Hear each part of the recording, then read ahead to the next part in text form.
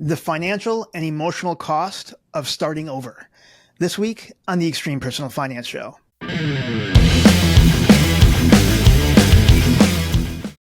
Hey everyone, welcome to this episode of the Extreme Personal Finance Show. I'm really excited again to be joined by my friend, Jess McCarthy. She's a Minnesota-based realtor and entrepreneur. This episode is going to be, it might get a little kind of like emotional. And I want to say, so starting over, the thought of starting over not only is emotional, but it can also be expensive. So today we're going to talk to Jess about rebuilding a life, especially as a parent, a businesswoman, and navigating like the separation from her husband. And it's going to get kind of raw and kind of real. So I want to, thanks. Yeah, I want to start. First of all, thank you so much for being transparent, being a little vulnerable and sharing your story today. You're welcome. Let's get to it. Let's talk about the moment that it kind of all changed, right? Like what did starting over really look like, or what does that mean to you, I guess, financially first? Let's start there. What does starting over mean financially? It means being all on my own and having to support 5 little kids with, Wow. At this point, my income. My husband does help. He does help, and eventually there'll be child support and things like that. We're not to that point quite yet.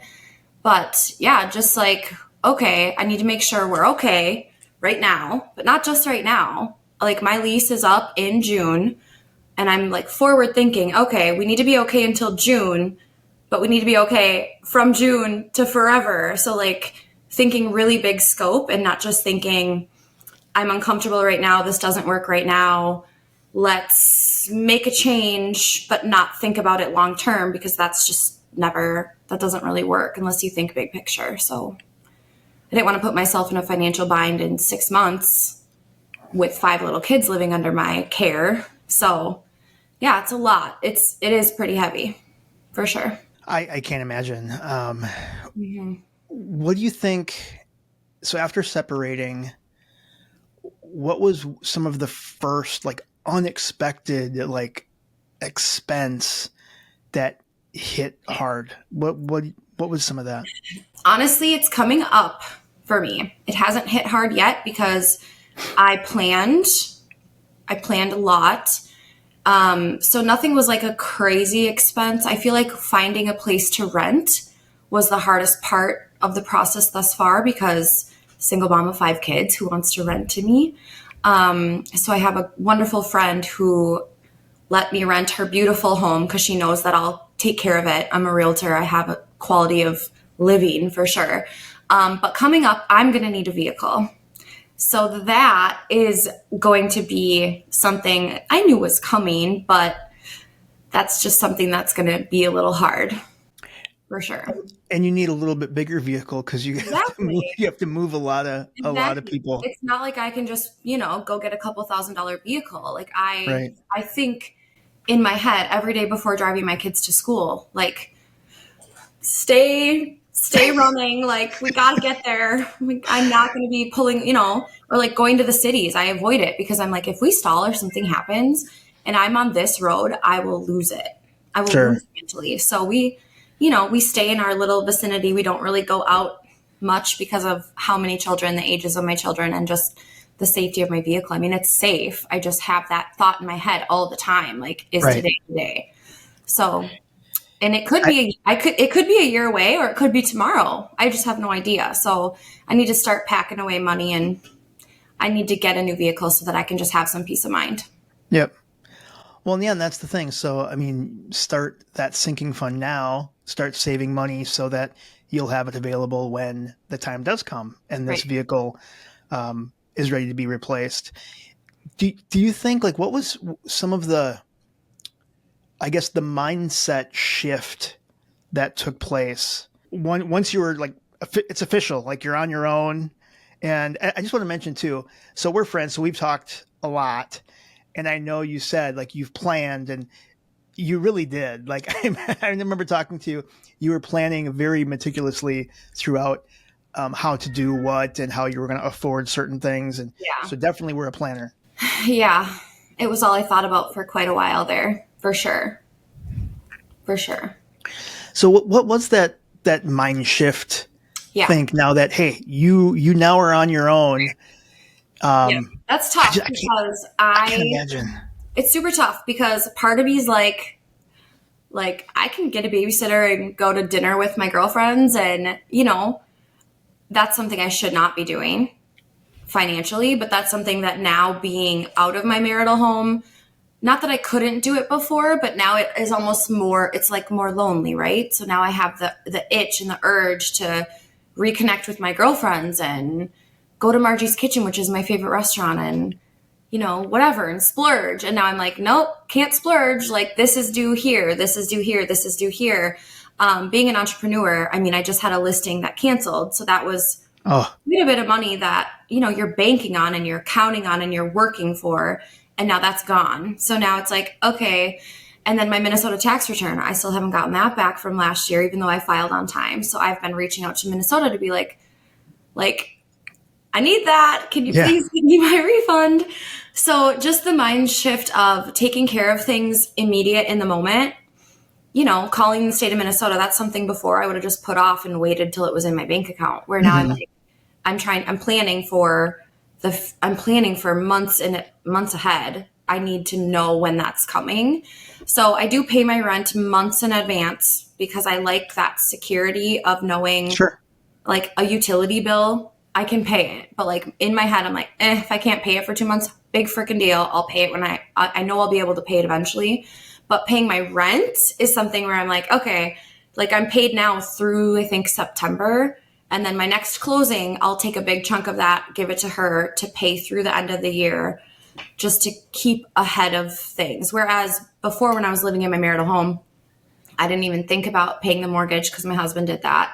I didn't think about paying the bills, the utilities, because he did that. I wasn't necessarily worried about a vehicle because I knew I had money coming that I could use for that because he was taking care of the other bills. I was in charge of the food. And the food and just extras, gas and clothes for the kids and stuff, which, to be honest, adds up quite quickly with a family of 7. I can't imagine. But I would, like, buy my sparkling water, which sounds stupid, but I buy like organic. And right now I'm shopping at Aldi, and my kids are super easy to feed, so I don't think about it too much. But yeah, so I've had to get a little more frugal. Shop Target on their deal days, buy my diapers in bulk, go to Costco, buy my wipes in bulk, watch for sales, and plan ahead big time. Whereas before, I was just fly off the seat of my pants. Sure. Well, let's talk a little bit about the actual costs, right? So what are some of the newer, like, monthly expenses now that you're kind of taking that all on your own that you may, I mean, in addition to the rent and some utilities, was there new expenses that you didn't have before that you didn't think of? Like Wi-Fi. Oh, sure. It annoys me to pay for Wi-Fi. That's annoying to me. It's fine. Other than that, I mean, my cell phone, car insurance, I paid for all those things before, and I'm a pretty independent person. I understand what it takes to pay for things and live in a household. So obviously there's rent, there's all the utilities, gas, electric, water, which annoys me too, to pay for that, sewer, garbage.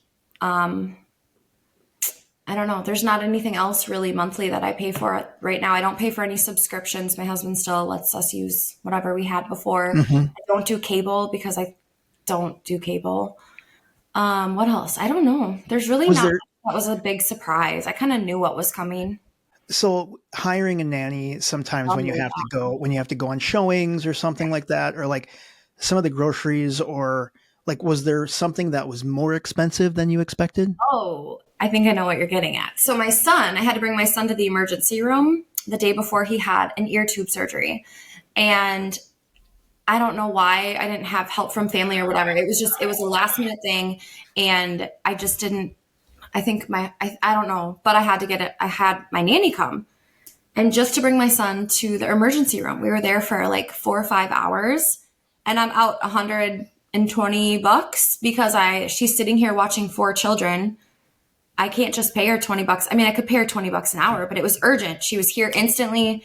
And so, yeah, that ER visit not only will cost, insurance, ER visit payment, prescription, and then $100 and a bunch of stress. So that sucks. Yeah. Wow. Like you have to Wow. pay to bring your kid in. So yeah, and we've been sick for weeks here, and I've had to have babysitters come because I've been to the doctor like every single day for 2 weeks straight. And my family's like, are you serious? You have to go in again for what now? This is insane. So to have babysitters come over to take kids to the doctor's appointments is just, it's the dumbest thing. It's so dumb. I hate spending money that way. I hate it. It's the worst.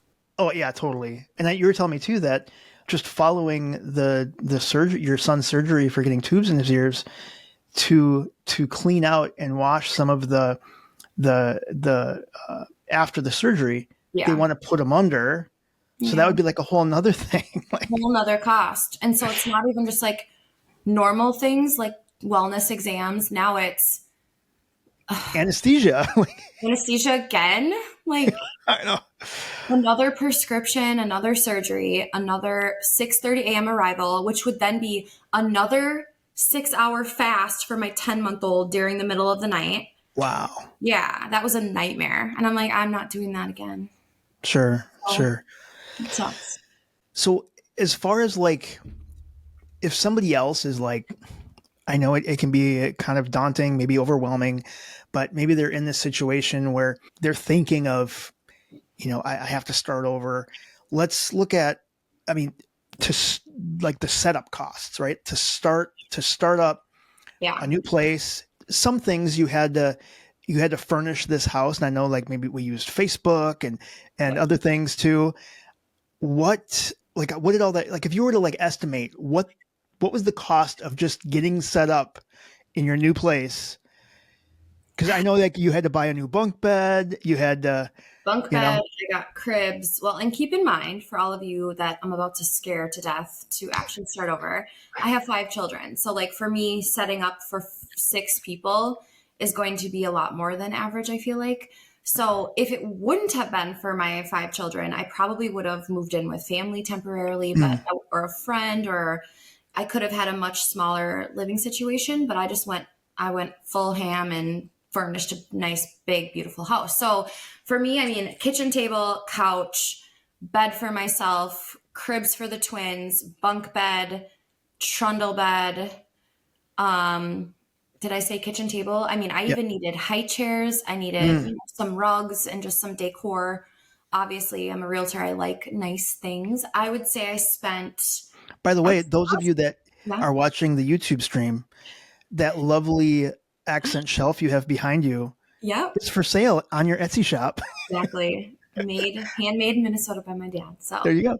Yeah, but I would say $3,000 for furniture.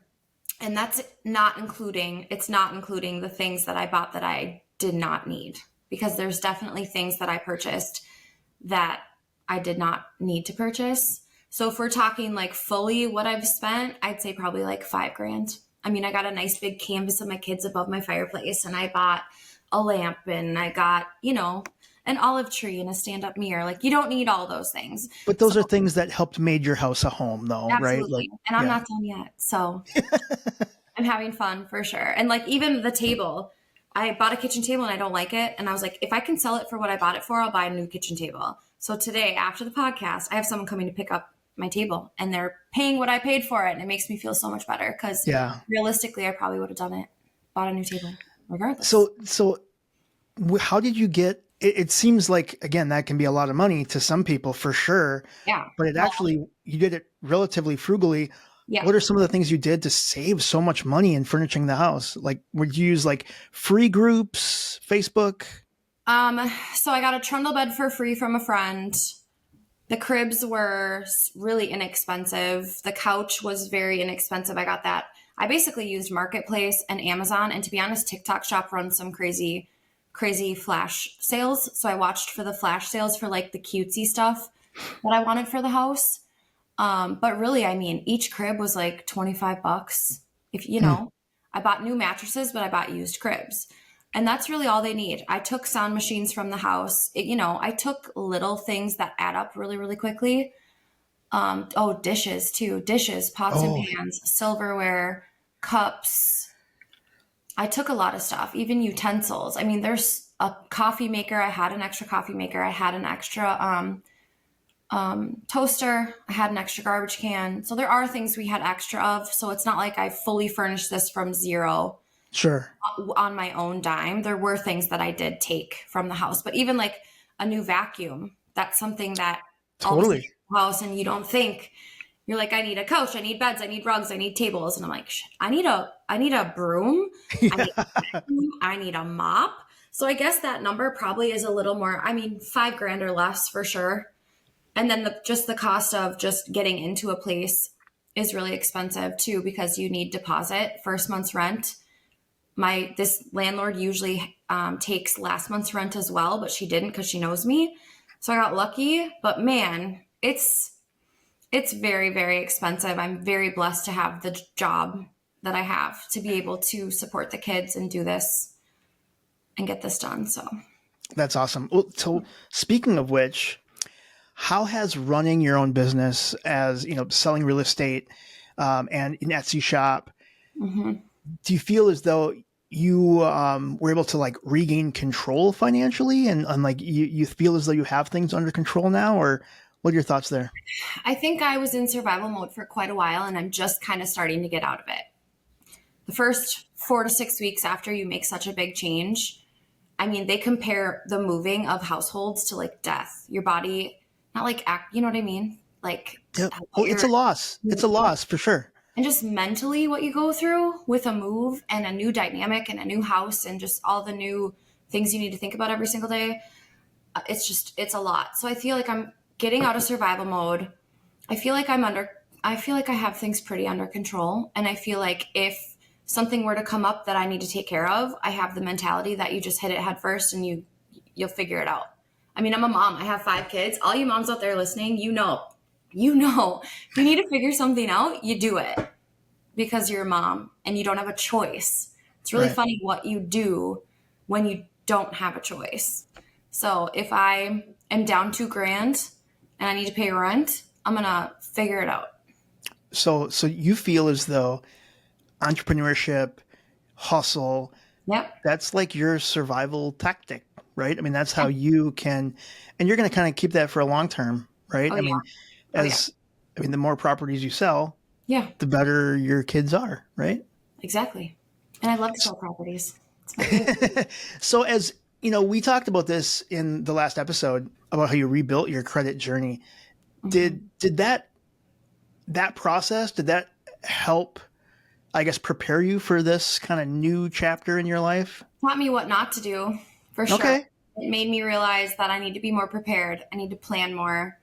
And like, if times get tough, use other resources, right? I mean, yes, I'm an entrepreneur and I have that hustle and I will figure it out. I will make things work. But realistically, if I need to get a W-2 job for a few months just to make ends meet, like there's always that option too. Hmm. So there's lots of resources out there for single moms. There's lots of resources out there for low income. There's so many resources and I'm really lucky to, you know, not need those resources at this time, but I've been there before where I have used those resources and they are very helpful and it's more resources than you really realize. So if you You're talking about call like assistance programs and that type of thing. programs, I mean, they have childcare assistance, but not only that, they have, I mean, locally we have the Alexandra House. They can help you with certain things. And there's so like, even with vehicles, there's tire programs, there's oil change programs for moms who need help paying for those things. So if you really dive deep into the county, those websites, there's so much out there that can help you if you are getting out of a situation where you aren't financially ready, aren't financially stable, but you need to make a move. There are places and people that will help you. Awesome. Dude, that's excellent. I mean, I know you and I have talked a little bit about some of those programs, and there's a lot of programs I didn't even know existed. So that's awesome. Yeah. How do you, I know when you, again, at first you were kind of in this fight or flight kind of panic mode. How do you now kind of stay confident as you're rebuilding literally everything moving forward and kind of, basically to help others? Like, how do you stay confident when you feel as though you're kind of getting beat down? this might sound dumb, but I just like have fun. I talk to people and I feel like, I don't know. I feel like I have little kids looking up to me every day and we just find a new way to have fun. We get outside as much as we can and just have fun I with it. think I think every time I call you, you're outside. You're either on a walk, you're at the park, you're at the beach, you're doing something with your kids. I know. I mean, you have to. So if they're having fun, I'm having fun. And if I'm stressed, they're feeling it. Oh, And, totally. so it's just like do the best you can to stay on top of all the necessity things you need to stay on top of, and then just go have fun. And if you're I love it. stressed and need to put your kids in front of a screen for 30 minutes while you go cry in a closet, do it. Don't do destructive things. Sure. Just talking to a girlfriend last night who's going through a hard time, and I was like, just don't do anything destructive. Just go have fun. Don't drink the entire bottle of wine is what you're saying? Don't drink the entire bottle of wine. Don't do that. So it'll just make things worse for sure. So Awesome. I think that, I mean, that was really some great advice. I think that a key takeaway that I guess I would like other people, maybe women that are listening, if they're scared, right? Because again, they can be like, is this the right thing to do? If they're thinking that, they need to leave and they're scared to start over, what's some advice you would give them? well, I would say in your gut, you know what you need to do. And it only gets harder the longer that you wait. Ah, The deeper in you are, the harder it gets. A lot of women are stay-at-home moms because, if you have more than a couple kids, it's super, super difficult to pay for childcare. You're basically working to pay for childcare. So what's the point, right? So a lot of women turn into stay-at-home moms, even if they didn't plan on it, at least in my, circle of people. Mm-hmm. So I would say keep up your self-care, keep up your self-talk, get into therapy. I would say number one, even when you have your first thought of leaving, get into therapy. If you have a partner that's wanting to work with you and make those changes, get into couples therapy and just make sure you're done, right? So like if you're going to leave, you need to, for your own sanity, for your kids, you need to make sure you've tried everything that you can try to make it work first. Because if you get any doubt, like, oh man, we didn't even do marriage counseling, shit, like you're going to go back, right?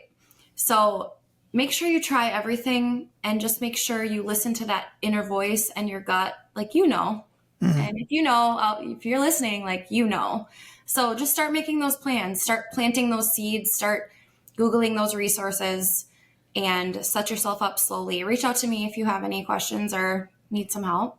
That's a great segue. So how can people connect with you, follow you? I know it's great, your journey online. So what are the best ways that people can follow you or reach out to you? Yep. So honestly, like Facebook Messenger is, a lot of people have switched to Instagram. I'm on Instagram, but Facebook. So my name's Jessica McCarthy. You could just Google me. I'm also a realtor. My information is everywhere. If you Google Jessica McCarthy Realtor, you'll have all my information. So call me, text me, DM me on Facebook, Instagram. I'm pretty connected. So. And your TikTok videos of the kids are just wonderful. I haven't done that for a while, but I want to get back into that too, for sure. They're so cute.